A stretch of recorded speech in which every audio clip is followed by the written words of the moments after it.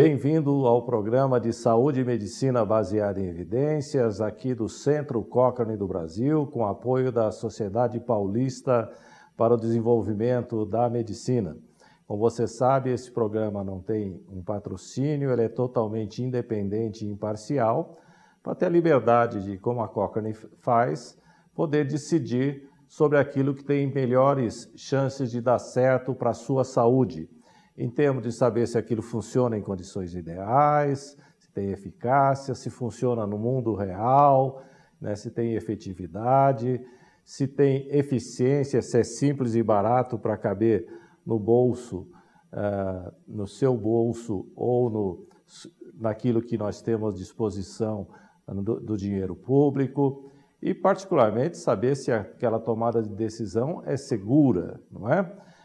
Nós temos por objetivo criar a cultura nesse país, e o Brasil é bem avançado nisso, de que as tomadas de decisões têm que ser baseadas em estudos prévios que já demonstraram qual é a melhor opção, né? Vale a pena tomar uma aspirina para gripe, vale a pena tomar o Tamiflu para paciente que tem gripe, vale a pena usar corticoide ou não em determinadas doenças, vale a pena operar para quem tem obesidade mórbida. Qualquer dúvida dessa, a Cochrane já mapeou aproximadamente 8.000 situações que você pode se apropriar delas nas suas tomadas de decisão. Essas informações são importantes para quem? Para você, para quem você mais ama, para o seu médico, para o diretor do hospital, para o convênio que você paga, para o secretário da Saúde do município, para o secretário da Saúde do Estado, para o ministro da Saúde e, como vocês já viram aqui no programa anterior, isso é importante, inclusive, para a Organização Mundial da Saúde poder tomar decisões mais eficientes, que são simples, que são baratas, que são seguras, para que, com isso, você possa usar com aqueles mesmos recursos e cobrir os problemas de saúde no maior número de pessoas no mundo todo.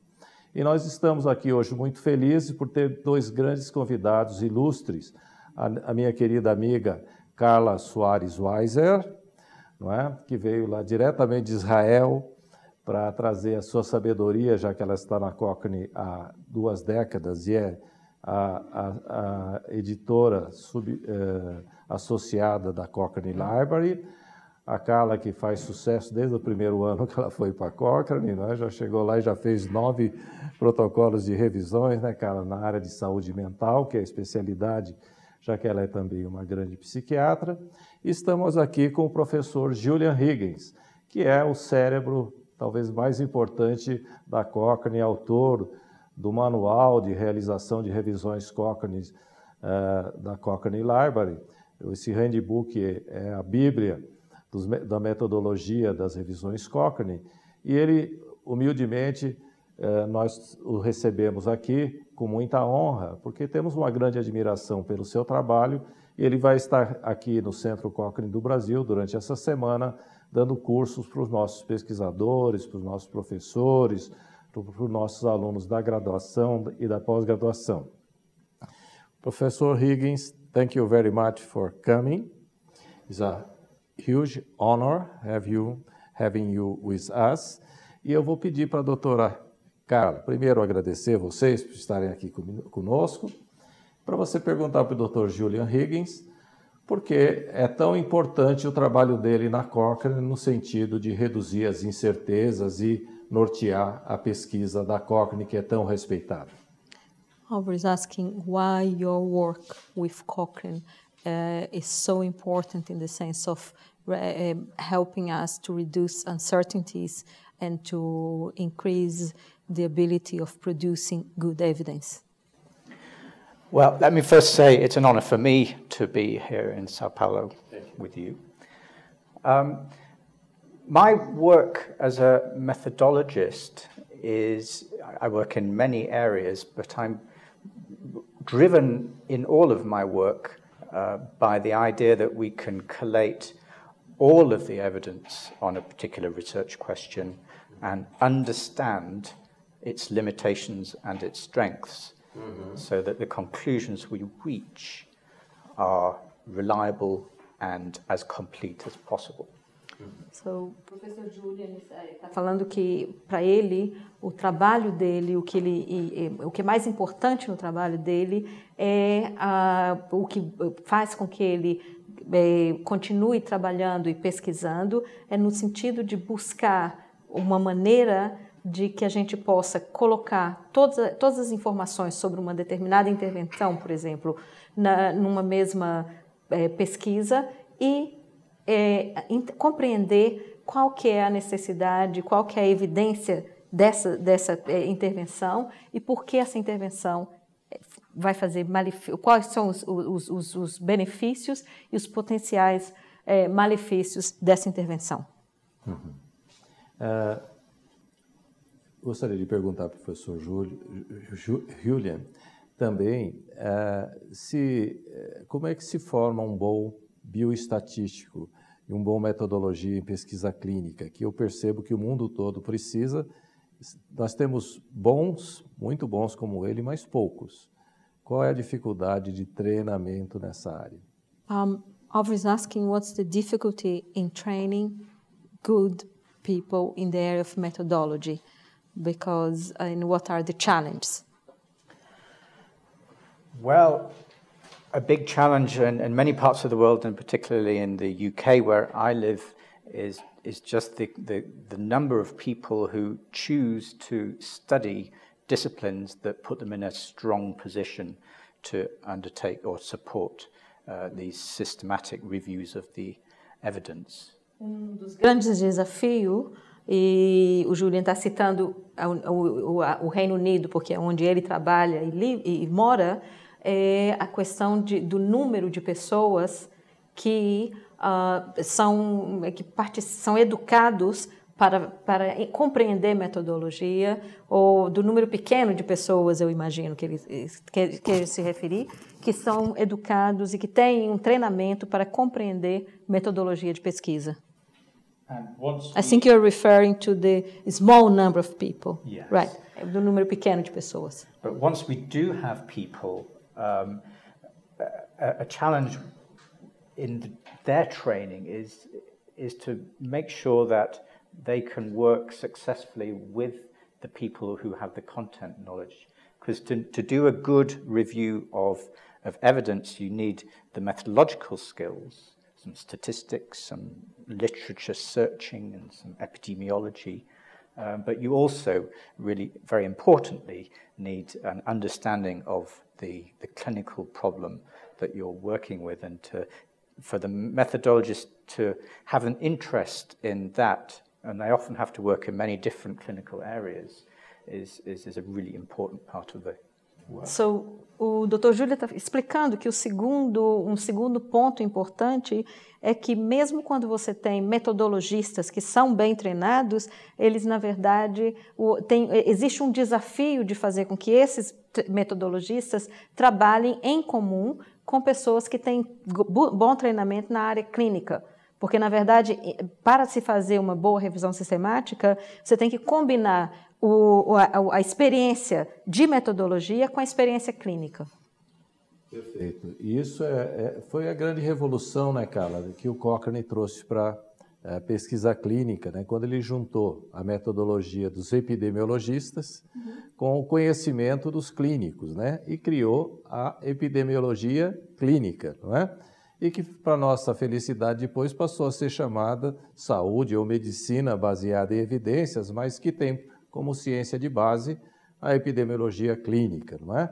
Que é a junção mais moderna de conhecimentos que se superpõem, que se juntam com a finalidade de resolver problemas, né? E esse é o papel da Cochrane.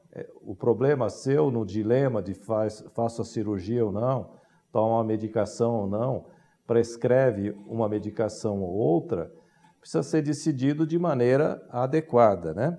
Então, eu gostaria de perguntar para ele por que é tão importante, primeiro, comparar os tratamentos e sortear os pacientes e usar toda essa metodologia, se não valeria a pena só ficar com a experiência do médico, por exemplo. So Alvarez is asking why it's so important to compare different treatments and using a random way to make these comparisons. What is the problem of having the medical expertise as the way of defining the best treatment? Well, if we wanted to evaluate, for example, whether vitamin supplements are good for you, what we could do is just look at some people who take supplements and some people who don't take supplements. And we could follow them up and see what happened to them. The problem with that, which is the same problem it's the problem that randomization overcomes, is that the people who decide to take supplements will be inherently different from the people who don't decide to take supplements. And so any differences we see between those that take supplements and those that don't may or may not be due to the supplements, they may be due to the other differences. O professor Júlio está explicando que se a gente quisesse, por exemplo, comparar as pessoas que tomam suplementos vitamínicos com as pessoas que não tomam, a gente poderia pegar dois grupos, um que toma vitamina, o outro que não toma, e fazer um acompanhamento durante um tempo e saber se existe alguma diferença. O problema com isso é que se a gente faz essa comparação, existe uma tendência das pessoas que tomam vitamina serem diferentes, por exemplo, na idade, no tipo de exercício que eles fazem, ou no número de doenças potenciais que eles teriam a princípio. Então, essa comparação não é muito válida, porque você tem uma tendência a ter um erro aí que vem da população ser diferente. Perfeito. E com isso você também separa, evita que tenha diferenças genéticas, né? E torna os grupos comparáveis, né? E isso é muito importante e nós devemos isso ao trabalho dos estaticistas e dos metodologistas, principalmente. Então, Carla, eu gostaria que você perguntasse para ele como é que você reduz a incerteza nessas comparações que são feitas em grandes estudos internacionais que acabam sendo utilizados pela Cochrane. So, Alvaro is asking how then you can reduce uncertainties when you compare two groups in a study. Well, there are two areas in which we would try to do that. The first is to reduce random uncertainties, which are uncertainties we have when we only look at a small number of people, and the obvious solution to that one is to include more people in the studies, or a sufficient number to answer the question with confidence. So, o professor Júlio está explicando que do primeiro passo é, na verdade, reduzir os erros que aparecem simplesmente por chance. So, por exemplo, se você vai fazer um estudo e esse estudo tem um número muito pequeno de pessoas participando do estudo, por chance você vai ter um resultado que pode ser um erro. Então, a primeira coisa que a gente faz é calcular e fazer um estudo com um número maior de participantes. And the second area is to make sure that we do the studies well. So we do a clinical trial, we have to do the randomization properly. We have to stop people from, prevent people from manipulating it. We have to treat the groups equally in all ways other than what we're looking at. We need to try and get as much of the data as we can. And really importantly, we have to report all of the results fully and openly. So, o professor Júlio está explicando que o segundo ponto importante é a possibilidade de definir o estudo clínico para prevenir os potenciais erros. Então, por exemplo, a gente tem que ter uma maneira de identificar quais os pacientes que vão participar de uma intervenção ou do controle de uma maneira aleatória. A gente tem que ter um segmento e, se possível, também fazer, fazer com que essas pessoas não saibam quem está recebendo a intervenção ou quem está recebendo o controle. E, mais importante, que a gente possa também que o pesquisador que está investigando essa situação, que reporte todos os resultados, ao invés de somente parte dos resultados. Perfeito. Então, os princípios fundamentais, né, que você escolher os pacientes por acaso, haver essa comparação, evitar o viés, né, do pesquisador, né, para ele não saber quem recebeu cada tratamento, não é? Não perder segmento de pacientes, requer um rigor científico muito grande e, particularmente, uma imparcialidade, não é? Que a Cochrane leva essa imparcialidade depois também na escolha dos estudos que vão ser somados, né, na meta-análise que vai sintetizar aqueles dados todos, não é? Então, eu gostaria de perguntar para o professor Higgins também, Carla, que aspectos principais ele leva em consideração para colocar na soma dos estudos que vão para a revisão Cochrane, colocar ou excluir os estudos? Walter just explained the process that goes from a randomized trial to a systematic review, and he's asking what are the main aspects that we need to take into consideration when we include or exclude a study in a systematic review. Well, they come in two broad areas. The first is that the study is answering the question we're asking, and that can be a challenge because studies are all different, and they'll be in slightly different patient populations, different variations of treatments that they give to people, different lengths, all sorts of things. And o professor explicando que tem dois pontos principais. O primeiro ponto é na escolha de estudos que realmente respondem à questão clínica que está sendo colocada. Isso, muitas vezes, tem desafios, porque os estudos podem ser com uma população que é diferente da questão da população que você tem interesse, ou que a intervenção foi administrada de uma maneira diferente. Então, esse é o primeiro desafio. So one of the primary roles of the content experts in our Cochrane reviews is to draw boundaries around these aspects of the question which create criteria for selecting studies into the review to make sure they answer the right question. E um dos principais papéis do clínico, quando ele participa de uma revisão sistemática, como pesquisador numa revisão sistemática, é exatamente marcar esses limites. Então, o clínico vai auxiliar na definição da população, da intervenção, do controle que vai ser utilizado e dos desfechos clínicos que são importantes para incluir ou excluir os estudos que vão entrar na revisão. And the second aspect is to only include studies that will answer the question well, and in Cochrane reviews, most of them restrict to randomized clinical trials.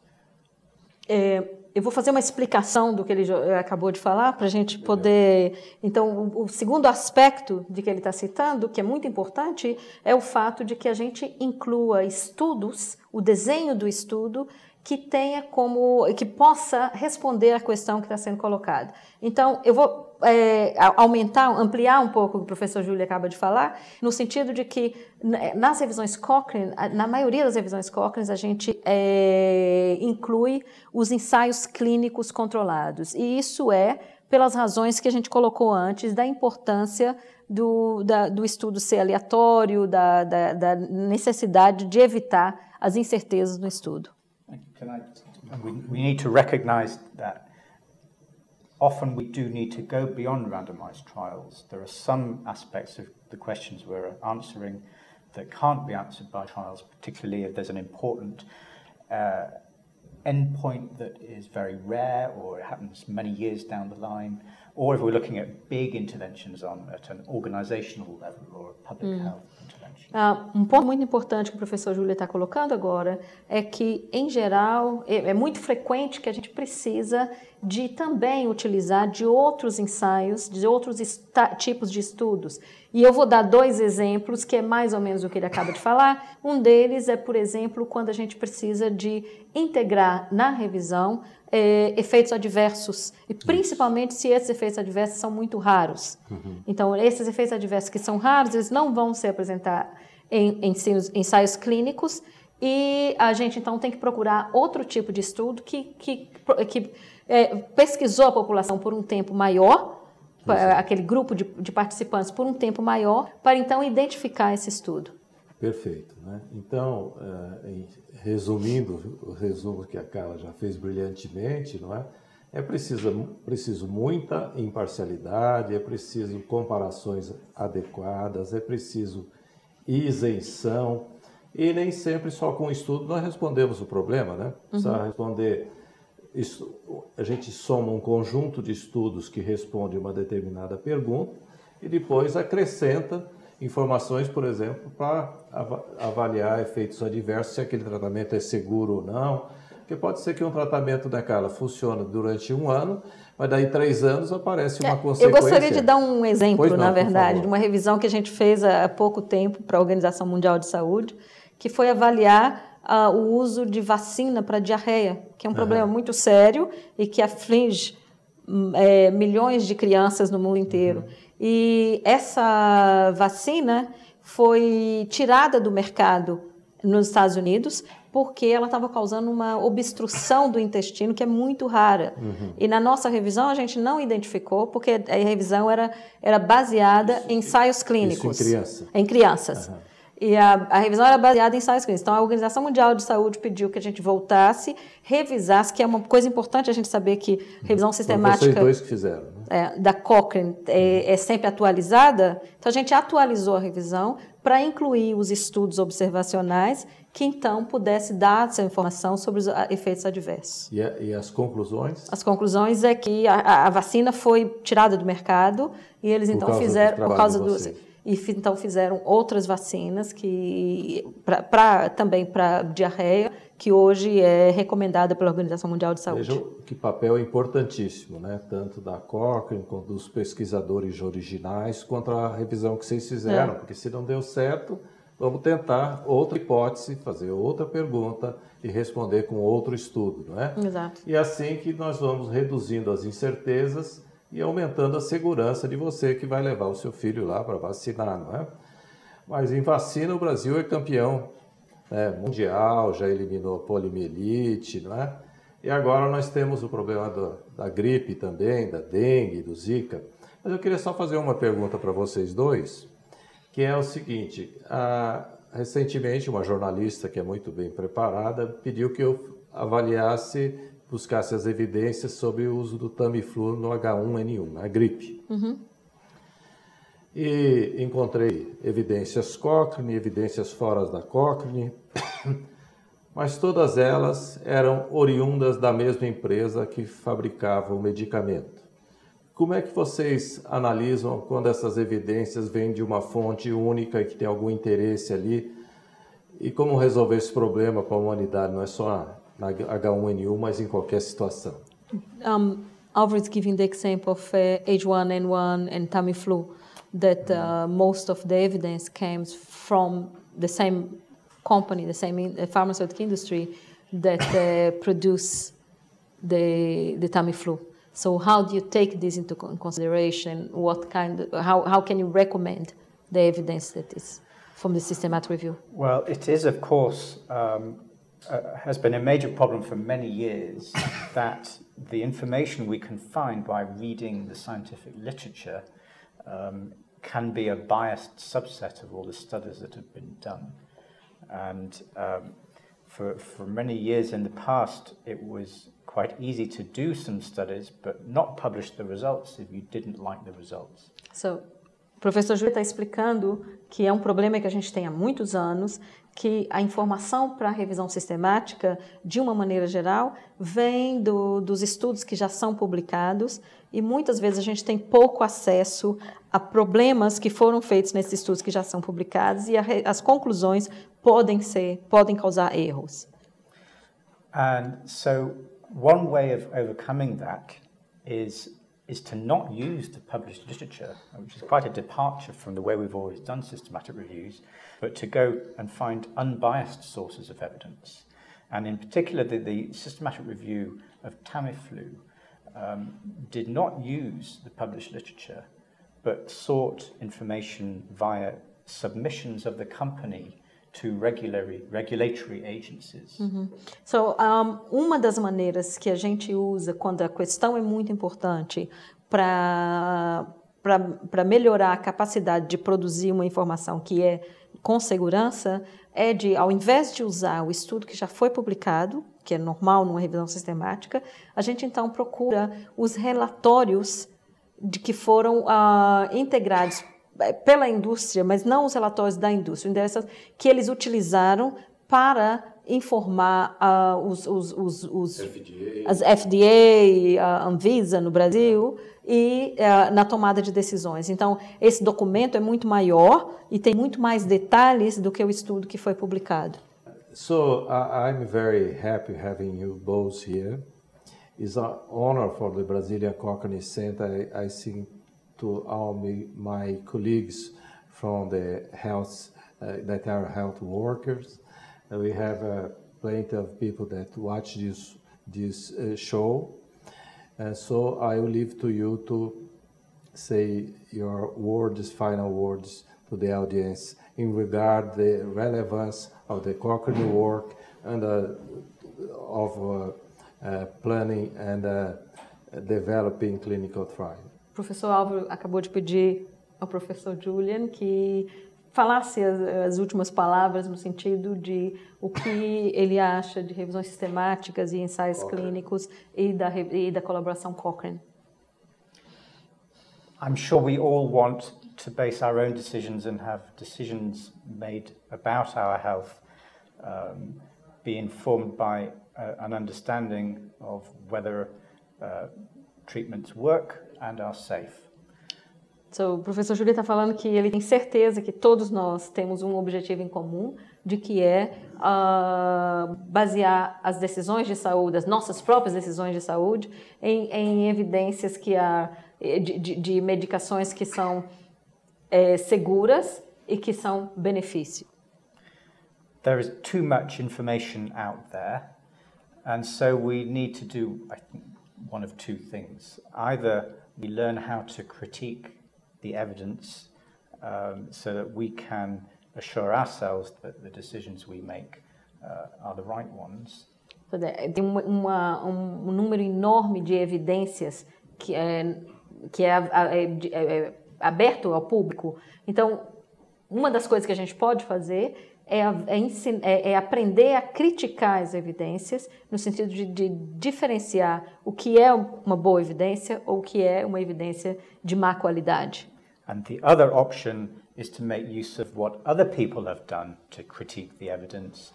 And a primary source of that would be the Cochrane Library, where there are over 7,000 reviews on questions important for all sorts of aspects of health. E a segunda opção é de utilizar o que outros pesquisadores de saúde já fizeram no sentido de colocar essa evidência e de fazer resumos dessa evidência, criticar os estudos e fazer resumos de evidência. E esse é o trabalho da da colaboração Cochrane, que tem uma biblioteca da Cochrane com mais de 7.000 revisões sistemáticas que são produzidas dessa maneira. Muito obrigado, Carla. Muito obrigado, professor Julian Higgins. E eu queria agradecer a sua audiência também. Lembrar que esse programa, que é patrocinado pelo Centro Cochrane do Brasil, não tem patrocinadores para não ter conflito de interesse.